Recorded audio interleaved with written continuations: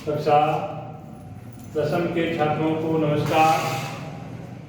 अब जो है आज अपन माध्यमिक शिक्षा बोर्ड के अंदर अपठितावबोधनम का जो गद्यांश आता है, इस गद्यांश के बारे में अपन जो है जानकारी प्राप्त करेंगे आपको कि अपठितावबोधनम जो कभी बिना पढ़ा लिखा ऐसा गद्यांश जो है पढ़ने के लिए आता है। गद्यांश को पढ़ करके कुछ प्रश्नों के उत्तर संस्कृत में देने होते हैं। कुछ जो है कर्ता, क्रिया, संज्ञा, सर्वनाम, विशेषण, विशेष्य के बारे में प्रश्न पूछा जाता है।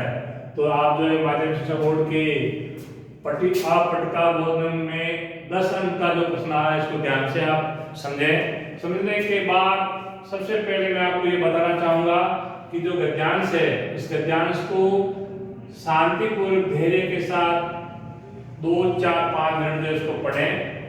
5 मिनट पढ़ने के बाद जो शब्द आपको समझ में नहीं आए उन शब्दों के नीचे जो है आप अंडरलाइन कर दें, और लाइन खींचने के बाद आप जो है उस शब्द के बारे में जानकारी करें। नहीं आए तो आप वापस अध्यापक जी से पूछें कि इसका अर्थ क्या होता है। तो मैं आपको इस गद्यांश को पहले संस्कृत में पढ़ करके उसका हिंदी अनुवाद जो है आपको मैं समझाऊंगा कि इसका हिंदी अनुवाद क्या है। ये कहानी है, कहानी के माध्यम से जो आपने पहले पूरी पढ़ी हुई नहीं थी, और अब उस कहानी को पढ़ करके आप जो इसका हिंदी अनुवाद समझ करके इन प्रश्नों के उत्तर जो है आप देंगे। तो सबसे पहले इस गद्यांश को मैं पढ़ता हूं।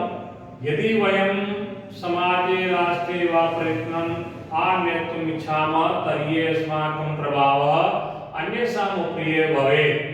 वयं बाह्ये वातावरणे कुप्रवृत्ता न स्यामः, अपितु वातावरणस्य उपरि अस्माकं प्रभावः स्यात्। अत्र काचित् एका कथा एवम् अस्ति।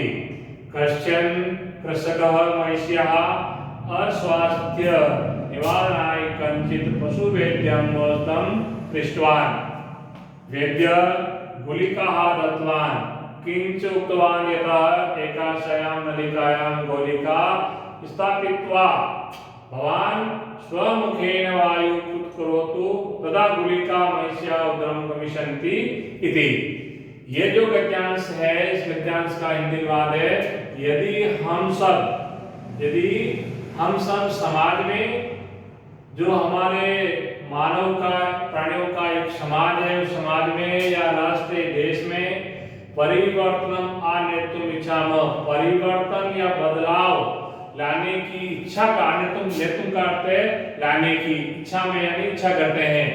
यदि हम सब समाज के अंदर, समाज में या देश में कुछ परिवर्तन या बदलाव लाने की इच्छा करते हैं, तर्हि जो है अव्यय शब्द है जिसका अर्थ होता है तो अस्माकं प्रभाव है, हमारा, अस्माकं का अर्थ है हमारा, अस्मा शब्द है और जिससे विभक्ति है, तो अस्माकं यानी हमारा प्रभाव जो है वो अन्येषाम का अर्थ है दूसरों के ऊपर, ऊपरी यानी ऊपर, दूसरों के ऊपर भवेत होना चाहिए। भवेत में भू धातु है, विधिलिंग लकार है और एक वचन है। तो हमारा प्रभाव दूसरों के ऊपर होना चाहिए।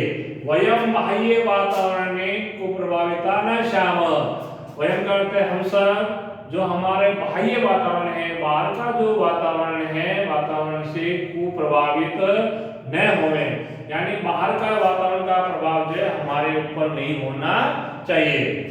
अपितु लेकिन वातावरण से, लेकिन वातावरण का, वातावरण के ऊपर, लेकिन वातावरण के ऊपरी यानी ऊपर अस्माकं हमारा प्रभाव होना चाहिए। वातावरण का प्रभाव हमारे ऊपर नहीं होना चाहिए, लेकिन वातावरण के ऊपर हमारा प्रभाव होना चाहिए। अत्र काचित एका कथा एवं अस्ति। अत्र अव्यय शब्द है जिसका अर्थ होता है यहाँ। काचित यानी कोई, एका यानी एक, कथा यानी कहानी इस प्रकार से है। यहाँ कोई एक कहानी इस प्रकार से है जिसका जो है वर्णन नीचे बताया जा रहा है। तो क्वेश्चन कर सके का अर्थ हो जाएगा कोई किसान या किसी किसान, महिष्या यानी भैंस, किसी किसान के पास क्या थी भाई, एक भैंस थी, और वो भैंस जो है अस्वस्थ जो है, बीमार थी, अस्वस्थ थी। निवारण आए, उसके निवारण के लिए, उसके उपाय के लिए कंचित पशु वैद्यम, किसी चिकित्सक के पास, पशु वैद्यम का अर्थ है पशु चिकित्सक के पास औषधियम दवाई प्रश्नवान पूछने गया। किसी किसान की भैंस जो अस्वस्थ हो गई थी, और तो अस्वस्थ होने के कारण, कुछ रोग होने के कारण किसी चिकित्सक के पास जो दवाई पूछी कि दवाई क्या है, से दवा पूछी कि दवा क्या है, तो वैद्य चिकित्सक ने गुलिका दत्तवान, चिकित्सक ने क्या दी, गोली दी। गुलिका का अर्थ है गोली, दत्तवान ने दी, चिकित्सक ने गोली दी। किंच उक्तवान, और कुछ कहा, और